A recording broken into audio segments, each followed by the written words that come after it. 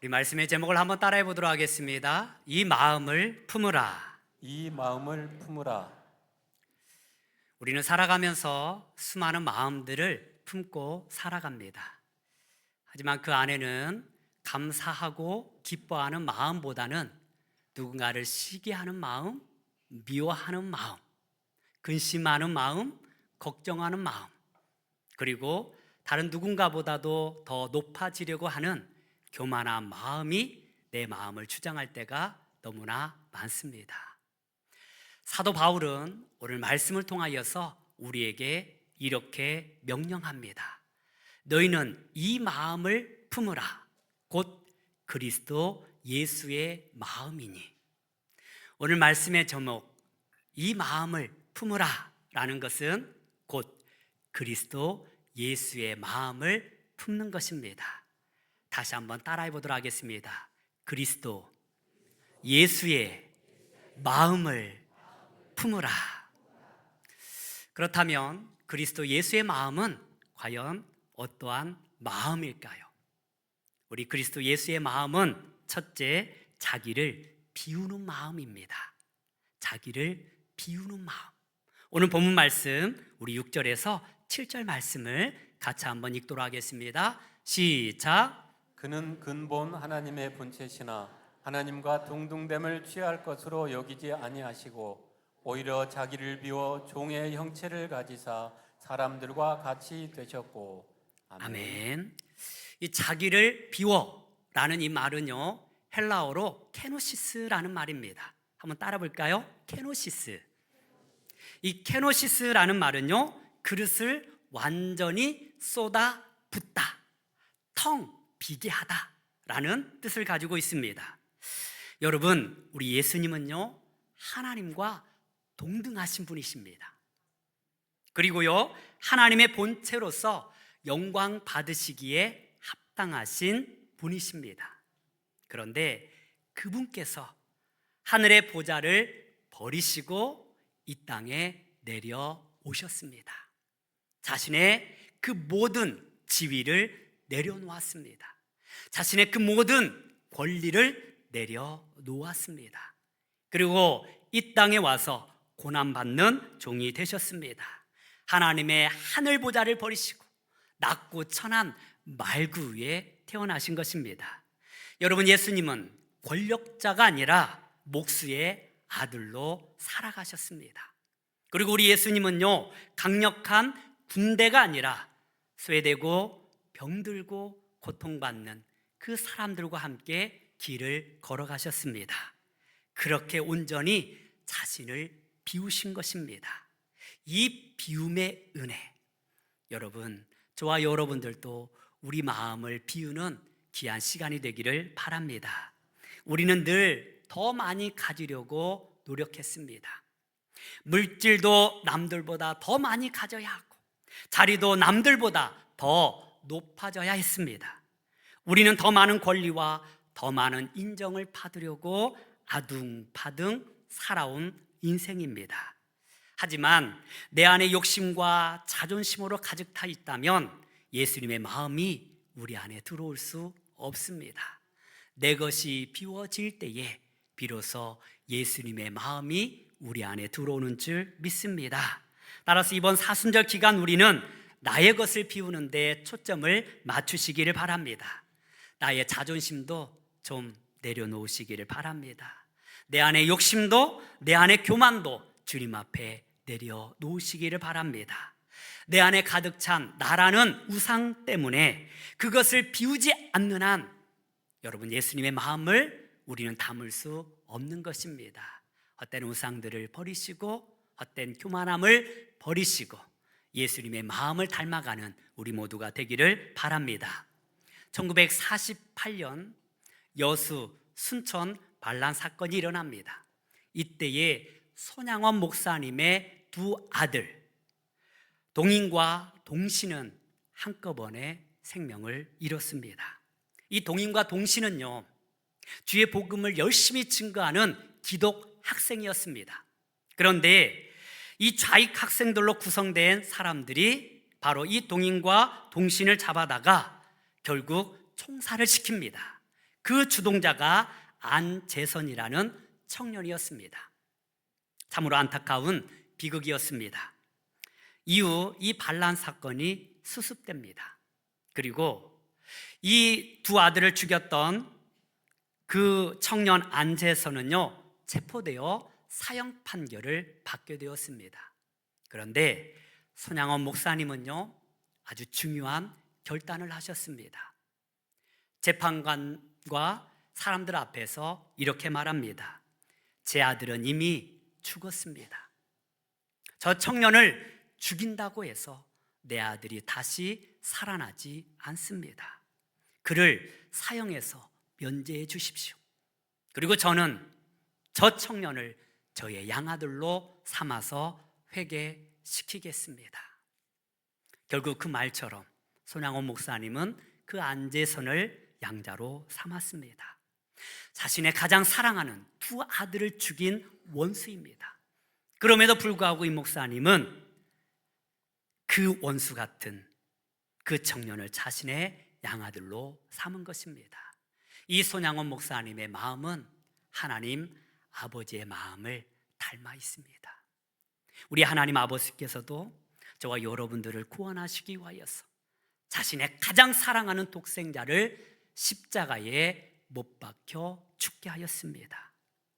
그 하나님 아버지의 마음이 있었기 때문에 저와 여러분들은 죄 용서함을 받았고 하나님 안에서 구원받은 것입니다.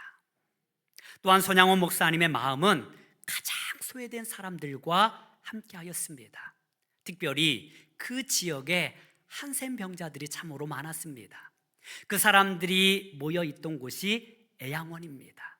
손양원 목사님은 날마다 그곳에 방문하여 그 사람들의 영혼을 돌보았습니다. 어떤 날은 그 발이 썩어서 고름으로 가득하고 고통당하였을 때에 이 목사님은 입으로 그 고름을 빨아냈다라는 이야기도 있습니다. 얼마나 그 사람이 민망했겠습니까? 목사님 이러지 마십시오 라고 말하였을 때에 목사님은 이렇게 말씀하셨습니다. 여러분은 나의 형제요 가족입니다. 여러분의 고통은 곧 나의 고통입니다. 이 손양원 목사님의 마음은 예수님의 마음을 닮았습니다. 우리 예수님께서 함께 하셨던 병들고 소외된 자들을 돌보셨던 그 마음을 손양원 목사님은 삶으로 살아낸 것입니다. 저와 여러분들도 이 마음이 있기를 바랍니다. 나태주 시인의 풀꽃이라는 시가 있습니다. 아마 잘 아실 것입니다. 자세히 보아야 예쁘다. 오래 보아야 사랑스럽다. 너도 그렇다. 여러분, 들꽃 우리가 쉽게 지나치잖아요. 하지만 자세히 보면 참으로 예쁩니다. 오래 보면 참으로 아름답습니다. 우리도 마찬가지인 거예요. 처음 보고 그 사람을 다 알 수 없습니다. 깊게 봐야 비로소 그 사람이 보여지는 것입니다. 그런데 풀꽃 2탄이 있습니다. 사람은 누구나 꽃이다. 다만 스스로 피지 못할 뿐이다. 우리 모두가 꽃이라는 거예요. 하지만 스스로 꽃을 피우지 못한다라고 말합니다. 그리고 말합니다. 누군가 다가와 마음에 햇살을 비춰주면 그제야 활짝 핀다. 다른 누군가가 아름다운 마음으로 다가와서 아름다운 햇살을 비춰주면 그 꽃이 활짝 핀다라는 것입니다. 맞는 것 같아요. 스스로 피는 꽃이 없는 것 같습니다. 심각해하지 마시고 우리 옆 사람에게 당신은 꽃입니다 라고 전해주시기를 바랍니다. 당신은 꽃입니다. 예, 그렇습니다. 스스로 꽃을 피울 수 없대. 누군가가 아름다운 햇살을 비춰줄 때에 피울 수 있는 것입니다. 귀 안에서 여러분, 나는 꽃을 피울 수 없지만 누군가가 돕는다면 우리는 아름다운 꽃을 피울 수 있는 것입니다. 우리도 예수님의 마음을 닮아서 다른 누군가에게 힘을 불어 넣어주고 격려하고 사랑하고 안아줌으로 말미암아 그 인생을 아름답게 꽃을 피울 수 있도록 돕는 주님의 마음을 본받기를 간절히 소망합니다. 두 번째로 그리스도 예수의 마음은 죽기까지 복종하는 마음입니다. 한번 따라 보겠습니다. 죽기까지 복종하는 마음. 우리 본문 말씀 8절 말씀을 같이 한번 보도록 하겠습니다. 시작. 사람의 모양으로 나타나사 자기를 낮추시고 죽기까지 복종하셨으니 곧 십자가에 죽으심이라. 아멘. 여기서 이 복종이라는 말은요, 헬라어로 휘페코스라는 말입니다. 한번 따라 볼까요? 휘페코스. 이 단어의 의미는요, 듣고 따르는 것, 그리고 말씀을 듣고 순종하는 것이라는 의미를 가지고 있습니다. 그 어원을 보면요, 휘포 아래에서, 그리고 코 듣다. 그러니까 아래에서 듣는 마음, 이것이 곧 복종하는 마음이라는 것입니다. 그렇습니다. 가장 낮은 곳에서 우리의 귀를 열고 듣고 그 말씀을 따르는 것이 곧 순종인 것입니다. 따라서 이 말씀의 원어적인 의미를 보면 강제적 복종이 아니라 자발적인 순종, 아래에서 귀를 기울여 듣고 그 말씀을 따라서 순종하는 것입니다. 그런데 순종의 의미가 강한데 왜 우리말에서는 복종이라고 이야기하였을까요? 그것은 우리 예수님께서 하나님 아버지의 말씀에 순종하는데 부분적인 순종이 아니라 절대적인 순종, 전체적인 순종, 그것을 강조하기 위하여서 복종이라는 단어로 쓰게 된 것입니다. 그렇습니다. 예수님은요, 하나님 아버지의 뜻에 전적으로 순종하셨습니다. 자신의 뜻과 아버지의 뜻이 달랐을 때에 우리 예수님은요, 아버지의 뜻을 따르셨다라는 것입니다. 이것이 중요합니다. 여러분, 저와 여러분들의 뜻이 하나님 아버지의 뜻과 같으면 문제될 거 없어요. 고민할 필요도 없습니다. 그냥 그대로 행하면 되는 거예요. 그런데 나의 뜻과 아버지의 뜻이 다를 때에 그때 문제가 되는 것입니다. 누구의 뜻을 따를 것인가? 나의 뜻을 따른다고 한다면 그것은 순종이 될 수 없지요. 하지만 나의 생각을 내려놓고 아버지의 뜻을 따를 때에 그것이 곧 순종이 되는 것입니다. 우리 예수님은 겟세마네 동산에서 기도하실 때에 이렇게 기도하십니다. 우리 마태복음 26장 39절의 말씀을 같이 한번 보도록 하겠습니다. 시작. 조금 나아가사 얼굴을 땅에 대시고 엎드려 기도하여 이르시되 내 아버지여 만일 할만하시거든 이 잔을 내게서 지나가게 하옵소서. 그러나 나의 원대로 마시옵고 아버지의 원대로 하옵소서 하시고. 아멘. 여러분, 십자가는 고난의 상징입니다. 죽음입니다. 수치였습니다. 괴로운 길이었습니다. 우리 예수님도 그 십자가를 지는 것을 그렇게 원하지 아니하셨습니다. 그런데 기도할 때 어떻게 기도하십니까? 아버지, 이 잔을 피할 수만 있다면 지나가게 하십시오. 그러나 나의 원대로 마시옵고 아버지의 원대로 되기를 원하나이다. 이게 바로 예수님의 마음, 순종하는 마음이었다라는 것입니다. 내 뜻은 아니지만 아버지의 뜻이라면 순종하겠습니다. 고난의 길이요, 죽음의 길이요, 그 길 끝이라도 내가 가겠습니다라고 고백하는 것입니다. 사순절은요, 주님이 당하신 그 고난의 길을 우리가 함께 걷는 것입니다. 그 고통의 무게를 함께 느끼는 시간입니다. 따라서 하나님 왜 나에게 이러한 고난을 주십니까? 라고 묻는 것이 아니라 나를 위하여서 십자가를 지신 예수 그리스도의 그 사랑이 얼마나 큰가를 묵상하는 시간입니다. 그 십자가를 깊이 묵상하면, 그 죽음을 깊이 묵상하면 나의 고난은 아무것도 아닌 것입니다. 바라기는 이 고난의 길을 걸어갈 수 있는 우리 모두가 되기를 바랍니다. 내 뜻과 내 생각과 내 경험이 아니라 그 모든 것을 십자가 앞에 내려놓고 주님께서 걸어가신 그 길을 묵묵히 걸어가시기를 바랍니다. 어느 날 나이 많은 수도 스님, 갓 들어온 젊은 제자에게 이상한 명령을 내렸습니다. 그는 산에서 마른 막대기 하나를 가져왔습니다. 그리고 땅에 꽂고 이 제자에게 말합니다.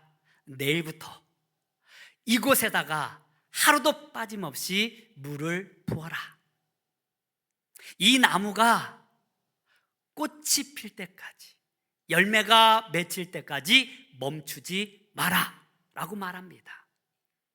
여러분, 이 수도원에서 물을 깃기 위하여서는 떼약빛을 몇 킬로 걸어가서 물을 키워야 합니다. 매일같이 이 나무에게 물을 주는 것이 쉽지 않았습니다. 그리고 다 말라버린 나무 막대기예요. 여러분, 여기에 물을 붓는다고 이것이 살아날 가망이 없었습니다. 다른 수도승들은 말합니다. 저런 헛수고를 왜 하나? 스승이 노망난 게 분명해. 어떻게 이러한 말을 우리가 따를 수 있을 것인가? 그런데 이 제자는요, 그날부터 묵묵하게 이 나무에게 물을 주시기 시작합니다. 그때 앞에 몇 킬로를 걸어가서 물을 가져다가 매일같이 물을 주었습니다. 다른 사람들이 볼 때에 미련한 것처럼 보여졌습니다. 하지만 무슨 뜻이 있겠지 하고 열심히 물을 부었습니다. 1년이 지났습니다. 2년이 지났습니다. 하지만 이 마른 나뭇가지에서 싹이 날 기미가 보이지 않았습니다. 그런데 놀랍게도 3년째 되는 해에 이 나무에서 싹이 나기 시작했어요. 그리고 꽃이 피기 시작했습니다. 그리고 마침내 열매가 맺어졌어요. 이 노승은요, 제자들을 다 불러 모았습니다. 그리고 그 열매를 따다가 제자들에게 주었습니다. 그리고 말합니다. 보십시오. 이것이 바로 복종의 열매입니다. 이후에 이 제자는요, 성 세바스티아노 수도원의 원장이 되었습니다. 여러분, 이 수도승, 이 말이 미련한 것처럼 보여질 때가 있을 것입니다. 하지만 하나님은 그 순종의 역사 속에 귀한 열매를 맺게 하는 놀라운 기적을 나타내셨습니다. 우리도 마른 나무처럼 우리에게 아무런 소망이 없어 보일 때가 있습니다. 기도한다고 이 문제가 해결되어질까? 내가 주의 말씀을 따른다고 이 삶의 무게가 없어질까? 나에게도 소망이 있을까? 희망이 있을까? 과연 이 일이 성취될 수 있을까? 이루어질 수 있을까? 아니, 이토록 기도했는데 나의 질병이 나을 수 있을까? 그러한 걱정들이 있을 것입니다. 그러한 마음들이 있을 것입니다. 그러나 여러분, 하나님의 말씀을 믿고 순종해 보시기를 바랍니다. 내 지혜와 지식을 주님 앞에 내려놓고 한번 말씀대로 살아보시기를 바랍니다. 주의 약속의 말씀을 믿고 주님 앞에 기도해 보시기를 바랍니다.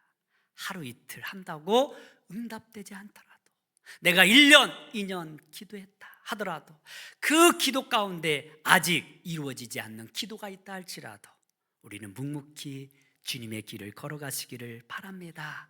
여러분, 순종은 열매 맺을 때까지 행하는 것입니다. 여러분, 묵묵히 우리가 주의 말씀을 따를 때에 우리 가운데도 생명의 역사가 일어날 줄 믿습니다. 그래서 오늘 말씀은 십자가로 끝나지 않습니다. 하나님의 놀라운 반전의 역사가 일어납니다. 우리 9절에서 11절 말씀 계속해서 함께 보도록 하겠습니다. 시작. 이러므로 하나님이 그를 지극히 높여 모든 이름 위에 뛰어난 이름을 주사 하늘에 있는 자들과 땅에 있는 자들과 땅 아래에 있는 자들로 모든 무릎을 예수의 이름에 꿇게 하시고 모든 입으로 예수 그리스도를 주라 시인하여 하나님 아버지께 영광을 돌리게 하셨느니라. 아멘. 여러분, 세상의 원리는요, 다른 누군가를 짓밟고 일어서야 설 수가 있습니다. 하지만 하나님의 원리는 다릅니다. 내가 높아지고자 하면 낮아집니다. 그러나 내가 낮아지면 하나님께서 높여주시는 줄 믿습니다. 정말 높은 자리를 원하면 가장 낮은 자리로 가서 섬김의 모습을 보여야 합니다. 우리 예수님께서 이 땅에 가장 낮은 곳으로 오셔서 가장 고통받는 십자가의 길을 걸어가시고 자신의 생명을 내어 놓을 때에 비로소 하나님께서 예수 그리스도를 살리셨습니다. 부활의 영광으로 나타나셨습니다. 그리고 그 이름 앞에 모든 죽음의 권세, 죄의 권세를 무릎 꿇게 하셨습니다. 모든 이름보다 뛰어난 이름을 주셔서 이 세상의 모든 것들이 그 앞에 무릎 꿇게 하신 것입니다. 우리가 낮아지면 낮아질수록, 섬기면 섬길수록 하나님께서 저와 여러분들을 더 높이 세워주시는 줄 믿습니다. 여러분, 지금까지 믿음 때문에 겪은 손해가 있습니까? 하나님께서 30배, 60배, 100배의 결실을 맺게 하여 주실 줄 믿습니다. 주님을 위해 참아내는 그 마음 가운데 하나님은 기적의 역사를 일으켜 주실 것입니다. 이웃을 위하여서 섬김으로 낮아지는 그 마음, 하나님께서 결코 외면하지 아니할 것입니다. 주님의 이름 앞에 모든 만물이 무릎 꿇듯이 우리의 모든 문제와 어둠의 세력도 우리 앞에 무릎을 꿇게 하실 것입니다. 사순절은 그냥 흘러보내는 시간이 아닙니다. 주님을 깊이 묵상하는 시간입니다. 여러분, 예수님과 함께 이 십자가의 길을 걸어가시기를 바랍니다. 오늘 우리 가슴속에 다시 한번 이 음성이 들려지기를 원합니다. 너희 안에 그리스도 예수의 마음을 품으라. 교회 안에서 예수의 마음을 품어야 합니다. 가장 낮은 곳에서 섬기는 여러분들을 하나님께서 기억하십니다. 우리의 직분은요, 군림하는 자리가 아니라 낮은 곳에서 섬기는 것입니다. 우리 예수님께서 수건을 두르시고 그 제자들의 발을 씻기셨던 것처럼 우리도 더욱더 낮아져서 더욱더 사랑하고 더 많이 아껴주시기를 바랍니다. 그 안에 우리의 그 섬김을 통하여서 여러분, 우리 성도님들이 더욱더 아름답게 꽃을 피게 될 것입니다. 그리고 우리의 섬김은 하늘나라의 해같이 빛나게 될 것입니다. 가정에서도 예수님의 마음을 품으시기를 바랍니다. 부부간의 관계 속에서도 서로 자신의 권리를 주장하는 것이 아니라 종처럼 섬겨주시기를 바랍니다. 자녀들을 그렇게 아름답게 섬기시고 부모를 그렇게 귀하게 섬기시기를 바랍니다. 지난번 식사를 하는데 한 집사님이 저에게 이렇게 질문합니다. 목사님의 자녀들은 그 남매들이 어쩜 그렇게 친하게 지내요? 무슨 비결이 있습니까? 비결이 뭐예요? 근데 딱히 말해줄 것이 없었습니다. 생각나는 게 없었어요. 그런데 이후에 생각해 보니까 제가 빼놓지 않고 하는 일이 있습니다. 잠자기 전에 우리 22살 된 큰딸 안아주고 뽀뽀해주고 사랑한다라고 고백합니다. 둘째 고3 아들, 그 아들도 마찬가지로 안아주고 뽀뽀해주고 사랑한다고 고백합니다. 막내딸 중3짜리, 제가 품에 안고 축복 기도해주고 뽀뽀해주고 사랑한다고 고백합니다. 아마 그냥 한두 번 했으면 어색할 것 같아요. 근데 어릴 적부터 그렇게 했거든요. 지금도 자연스럽습니다. 여러분, 지금은 좀 커서 징그럽지만 그래도 여러분, 사랑하는 마음으로 어릴 적을 생각하면 너무나 귀한 거예요. 그렇게 사랑을 표현하고 그렇게 안아주는 것이 우리 아이들의 서로 친하게 지내는 비결인 것 같습니다. 그렇습니다. 사랑은 표현할 때의 열매를 맺습니다. 그냥 마음에만 간직하지 마시고 좀 남편에게도 사랑한다고 좀 안아주시고 아내에게도 수고한다고 좀 격려해 주시기를 바랍니다. 이러한 마음들이 하나가 될 때에 우리 안에 하나님의 화평이 이루어지는 것입니다. 직장에서도 마찬가지입니다. 삶의 일터에서도 마찬가지입니다. 내가 좀 손해보면 어떻습니까? 손해보더라도 하나님의 정직한 삶을 살아가시기를 바랍니다. 성실로 섬기시기를 바랍니다. 내가 이 회사에 꼭 필요한 인재라는 사실을 보여줄 때에 여러분, 그 회사도 잘 되는 것이고 나도 잘 되는 것입니다. 나의 성공의 비결은요, 다른 사람들을 성공하게 만드는 거예요. 우리 교회 안에서도 행복한 비결은 다른 사람들이 행복하도록 만드는 것입니다. 그 일에 내가 쓰임받을 때에 이곳이 하나님의 나라가 되고 하나님의 놀라운 기적의 역사가 일어나는 것입니다. 여러분, 예수님께서 십자가에서 모든 것을 내려놓으시고 비우셨기 때문에 저와 여러분들이 구원의 은총에 참여할 수 있었습니다. 이번 사순절 기간 우리도 나를 비우고 주님의 마음을 품기를 바랍니다.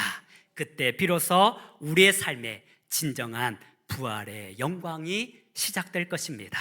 기도하겠습니다. 하나님 아버지, 우리에게 예수 그리스도의 마음을 허락하여 주시옵소서.